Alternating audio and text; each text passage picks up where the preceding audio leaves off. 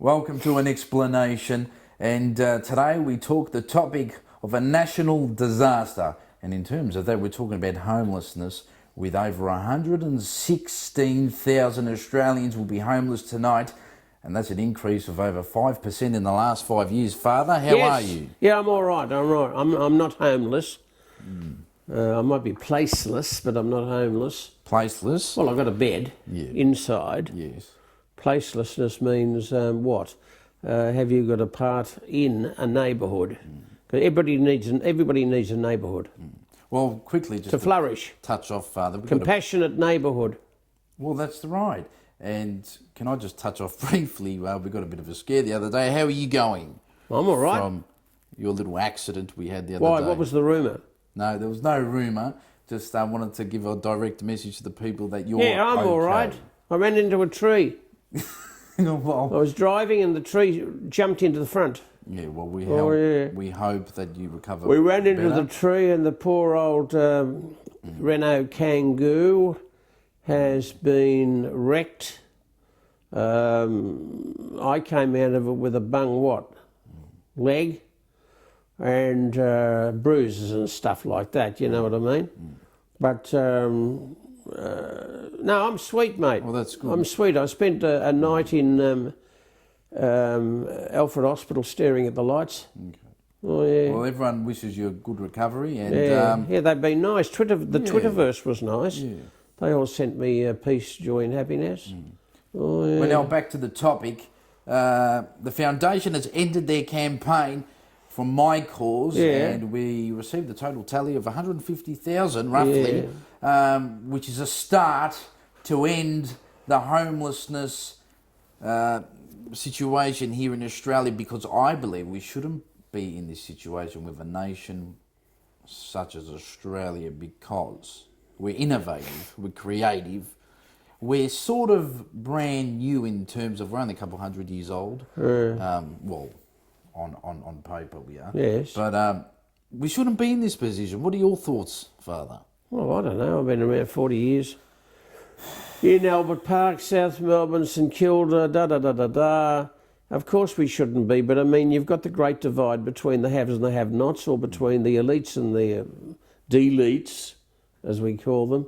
And it's going to be ever thus until such time as we do what I think is the grand narrative, and that is to build a community and not be satisfied with having a society. Society, I've said before, probably on this program to bore the viewers, society is a heap of people rushing around seeking the edge for themselves. Community is a bunch of people rushing around seeking the edge to share. You see what I mean? Share. Now, sharing is a thing that you can... it used to be, you were born with it because you were born into a tribe and you had elders and you had a dreaming. These days, because of the way we've evolved since the postmodern era, which is 200, 300 years ago, we're only now discovering what the Aboriginal people knew from their beginnings. And we should pay our respects, by the way, to the Aboriginal, to the original owners. And their elders, past, present and emerging, you see. But that's why you said we need a community hub. Yeah. Now, how... Well, the community hub was a place wherever the elites and the deletes could at least eyeball one another across a uncrowded space. It would be big enough to... people could gather there. We now know that high-rise apartments, privately owned, are probably the loneliest places in the neighbourhood. People used to think that the public housing was the loneliest. No, it's not. The people who come from public housing are resilient and brave, and they help one another. Those people who are in the high-rise affluent society flats, oftentimes have got nobody else they can turn to, and also it's not part of their growing up that they prefer not to rely on others. Yes. You see what I mean? They can't even rely on members of their own family Well, that's right. because it's embarrassing. So you want It's to... like me, I'm old, you see, and we have to learn to rely on people. Okay. You see? So you want to create the people that are homeless and isolated, a gathering. Yeah, but whether they're rich or poor. Whether they're rich or poor. Yeah. To come together as one. Yeah, well, at least to share the same space for a start. Okay. That's physical space. So this is, I'm going to point a sort of a statement and a question in one. Now, we say the elites try to control and have power and create this sort of chaotic mess for the people not to... Who says that? Well, it's just a general theory and philosophy, because you've got the standards of rich, you've got the standards of poor. Yeah, but that's been big ever since the collapse of the, what do you call it? That's Great Depression. No. Earlier. We had kings and queens and emperors and people, and they all told us what to do. And then all of a sudden we had a period with the overthrow of emperors and kings and queens and empire and all that kind of stuff, and you ended up with a socialist revolution. You see? And the socialist revolution at its worst was anti-elites, and they chopped their heads off and did all kinds of things. The socialist revolution at its best is simply a balancing of capitalism at its worst. So you need both socialism and capitalism. Capitalism is naturally acquisitive. What do you call it? Acquisitive. It needs to feed itself on money, and that's a good thing, because money, as even one of my Catholic grand narrative persons, Vincent de Paul, said, and I didn't believe it. I thought somebody had made it up. Money is love. Because if you've got money, you can help people. You see what I mean? If you haven't got any money, you can talk till you're black in the face. Even your Jesus said, he said, it's all very good to say to a bloke that you notice down the back of your synagogue or whatever, oh, you look cold, mate, come in and warm yourself. That's nice, but in fact it would be better if in fact you gave them the means whereby they were able to put themselves in the position that you, one of the elites, are in, which means that you've got access to clothing and to food and to shelter. You see? Now that shouldn't be a privilege, that should be a right by now. You fought 2 world wars, for God's sake, over this kind of stuff. You know, and you even went to war against the Vietnamese, thinking they were the Chinese. That's how knowledgeable the Australians were. Thought they were the Chinese and the Marxist revolution in China, and therefore everybody be forced into... No. Even the aim of that, Marxism at its most extreme, was that everybody would have, in accordance with their needs, and that the other class everyone would give according to their ability. You see? Now that would be nice. That would be what? I would say the spiritual movement that Australia needs most. Yes. Forget religion, because religion needs to be put into the garage, and we call in the mechanics and fix the bloody thing up before we let it out again. See, because it became a clerical imposition, and 99%, that meaning the ordinary people, didn't gain anything from being religious at all. But everybody can be spiritual, as your original owners have told us. The whole thing is spiritual. It is, isn't it? Yeah, the whole universe. The cosmos. Oh, yes. Now, Father... and a neighbourhood can be spiritual, in fact has to be compassionate. Well, that's a start, and you're doing a very good job. Now, tell us about, with the money we've raised, how it's helped fund a project such as the Robo-Bus. Is that underway? The Robo-Bus. We've got 2 lovely projects. Is the Robo-Bus The Robo-Bus is coming back this very week. Okay. From the man who's fixing it all up and installing in it, what do you call them, machinery. Computers and TVs. Things, so that kids can get on board, or adults can get on board, and in fact do courses in digital technology, and do all kinds of courses in, what did she tell me? Yeah. Robot building. Robotics. All kind. In other words, I think the code word was STEM. I think science, technology, engineering, and mathematics. Beautiful. That way, you see, because up to date our education has been, it was more or less classical, reading, writing, and counting. And then it got to the stage probably of business management and all that kind of stuff. Yeah. But now it's got to be. We want to give people the edge when it comes to digital technology. That could even get kids or adults from public housing, give them the edge. They could leapfrog. So See? is this the first sort of thing we've seen in Australia? Yeah, I think so. And the woman who's designed it, and the woman who in fact is picking it up this week, Yen, she was working with such a venture in Singapore. Okay. Oh yeah, STEM buses in Singapore, more than one, maybe 1, 2, 3, I don't know how many. So we'll start off with this one that's coming back. A nice man in Bacchus Marsh gave it to us, a huge bus, for nothing.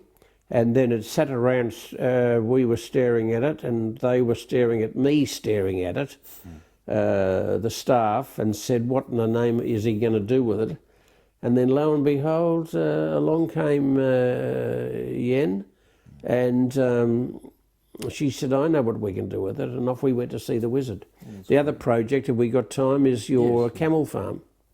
Yes, and that's going to be up. Your camel farm is 230 acres. We're the co-owners. I want it to be ready ASAP, and I think it's going to be ready with put the amenities block in there, so that in fact people can come on day visits, and it'll be a healing facility, insofar as A, it gets people out of the city. B, maybe they'll have to talk to one another in the people mover. Yeah. And then when they get there, they can have a cup of tea. They can wash their face and hands in the ablutions block, and they can pat the camels. Now, Father, this is a way to tackle the issue of homelessness. Yeah. But No, you're going to have to build a little. it's not enough, though. I mean, you've started something spectacular. This is only. This is an extra. Look, you've got to convince the councils. And I think there's something in a newspaper today, and the Victorian state government is saying, listen, we better take this thing seriously, because there's a lack of housing. Well, we know that from the practical point of view in the neighbourhood. We know that there are people sleeping even in doorways as we speak, and there's no need for all that, because all you've got to do is what? Even a caravan park would do. I remember we had a caravan park in Braybrook 30 years ago, and you had the caravans available to people who were homeless, and you gave them you could have a friendly caravan, a compassionate caravan park with management, good management. You can even have what do you call it? A car park facility where people who are sleeping in their cars, they can drive in, they can stay there. We have management, we have lavatories, we have all kinds of things. We can feed them, but at least they're safe, because they're out of the public, and whatever dangers are associated with sleeping in your car in public. You see what I mean? Now, those things are simple solutions to what unfortunately the elites beat up into a kind of a major issue. Oh God, they're coming to take our money. And so everybody else, you see, is coming to take our money. I said, no, darling, they're not after your money. They want their money. You see? And they can get their money if they are allowed to run on their merits. We're entering the racing season.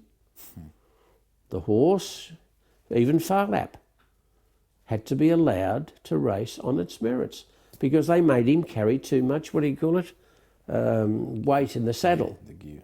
You see? So they said, no, that's not fair. The horse is not running on its merits. Now, people have got to be allowed to run on their merits, you see, and that's not even communism.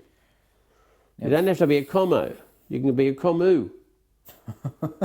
Father. Yeah, the commu is the communitarian. You see? But it suits me as a covert Christian too, because you don't want to be overt, because people get frightened and say, oh God, oh God. Well, they wouldn't say, oh God, but I mean, to be as a covert Christian, it suits me, because the founder of the firm, so to speak, said, listen, let's just stop praying to God to look after everything. Pray as if everything depends on God, but work as if everything depends on us. See what I mean? But what scares me, Father, is how could this nation increase by 5% in the last 5 years of homelessness, when we should be innovative, we should be creative? Well, because the elites are not interested in the others. You see, I mean, look, it's dog eat dog. You won your last election, for God's sake, by frightening people. You see what I mean? You told them that the others, the underclass and all the rest of them, are a threat to the welfare of the elites, who are the ones who earn all the money for the... They're not the ones. The ones who earn all the money are the ordinary people. They're the ones who earn the money. They're the ones whose cash are used at Woolies, and they're the ones who spend the money. That's right, who pump the money. You see what I mean? And what little money they have. And whatever choices they have to make. No, I'm terribly sorry. Mum, can we go to Macca's? No, darling, because I can't fill the car with petrol. I think I was in a vehicle yesterday where I said, fill it up. And she said, no, you can't fill it up, darling, because it costs $150. What the... Now, what ordinary citizen, I mean, you know, working class or underclass, or even middle class, they're saying now, are finding it very difficult to make ends meet. Choices. Fill the car with petrol, or the kid can have Macca's. You see? So, that's true. That's true. Mum! Yeah, and that's come to the stage, Father, where Macca's is sometimes the only option for a family. Yes, of course, which is a horrible thing. Yeah, well, you know, I mean, but I'm come from the 30s and the 40s, and in those days, I mean, dear God, I can't remember back to, but I think tomato sauce on bread or something. Was a luxury. You know what I mean? Or fish and chips. Tomatoes, no fish and chips. What are you talking about? No, like my parents' generation, that was their takeaway. Yeah, fish and chips. I used to go and get the fish and chips for the family. Walk a block away from the house. But see, unfortunately, by the time we got back, there was a hole in the... Really? Yeah, because I'd eaten all the chips. That's not nice. No. That's a public confession, you know? On a note, actually, while you're saying that, I remember now, a lot of people that I've known, they struggled, and they used to eat, you know, mouldy bread that was 2 weeks old because they couldn't afford it. Well, and it's scary, because why I'm saying this is, I know it might be dramatic and dramatising, but hey, we're heading into that situation again. Well, that's why we all have to look after one another. You see, we now burst into the verse of that song. Yeah. We're all in this together. You see, now that's what? It's spiritual. We're all in this together. It's the dreaming, the elders, and it's the tribe. Now, you know, until you arise, you workers, from your slumbers. See, we all have to wake up. And it takes an effort. Well, it doesn't take an effort if you're that poor, because you have to wake up anyway, even to survive. The elites, on the other hand, don't have to wake up, you see, because they've got everything that they need within their own grasp, you see. So, I mean, it's a big venture.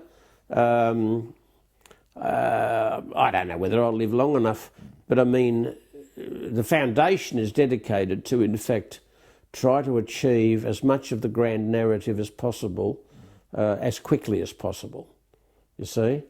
So where we are in South Melbourne, Port Melbourne, blah, blah, blah, including Fisherman's Bend, well, if only we can get us a lot of money, well, then we'll be able to do not only the robo-bus and not only trips to the camel sanctuary, but also we'll be able to build the community hub so that we can get the tribes together.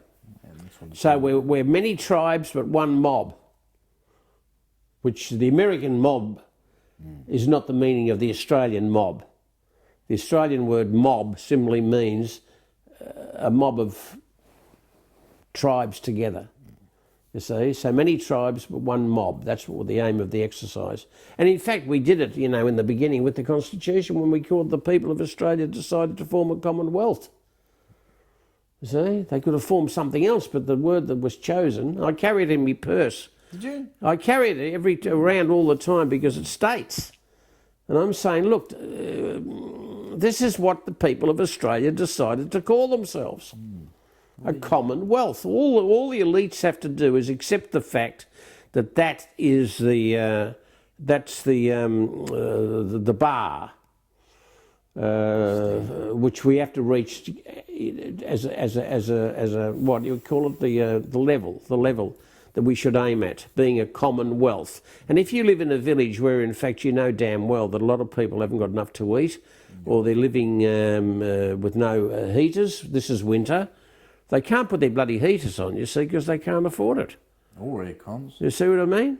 Now, actually saying that, in Greece, since the recession a couple of years ago, they were finding people dead in their own home because they couldn't afford air conditioners. Yeah, well, we'll have to wake to up. Run it. Yeah, but you'll also have this thing which I'd love to create, but I can't because I haven't got the wits. What do you call it? People who look after other people. What do I call it? That term. People whisperers. Oh, okay. You see?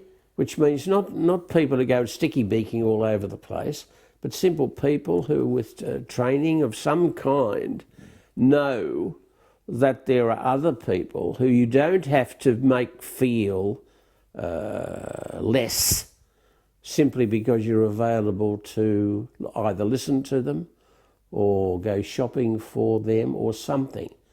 All that we need for the Commonwealth is the first step is to recognise one another, right? Recognise as fellow citizens, which goes right back, of course, to the Greeks and the Romans. You see, SPQR. Well, there you go. The Senate and the people of the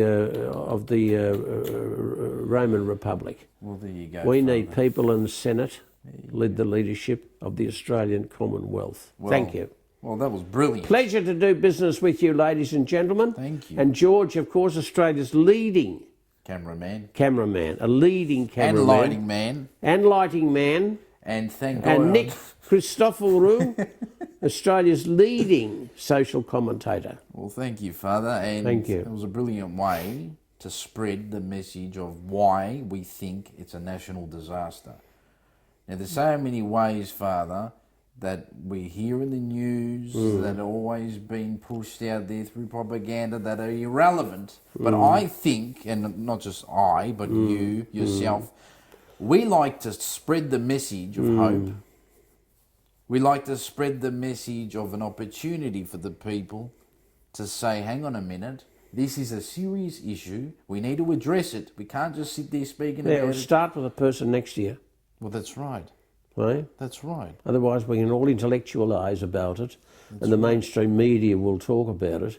But in fact, when it gets down to the grassroots, you've got to look after the person who's in your own ambit. You see what I mean? And it might, but we don't see them. We oftentimes we see next to you, your brother. That's right. Your mother, whoever. You know what I mean? The next door neighbour. I haven't seen her for a while. We'll go and knock on the bloody door. But that's what we need to start doing, and we'll get an app. We're going to design the app. The app. We're going to have an app because I was talking to somebody the other day about even people who are on the street can have the app. We can provide them with the app that they can get immediate report on resources and facilities that are available for them right now. Well, that's Thank brilliant. you. Well, thank you, Father, for your time. Another episode of An Explanation. Yeah, try not to run into that tree. No, no, and God forbid anything happens. Yes. I think you're blessed. We all The know tree. that. And you came out fantastic. Oh, and you're still well, going strong, Father. The best is yet to come, comrade. It is. Thank you for your time, ladies and gentlemen. And until next week, take care and goodbye.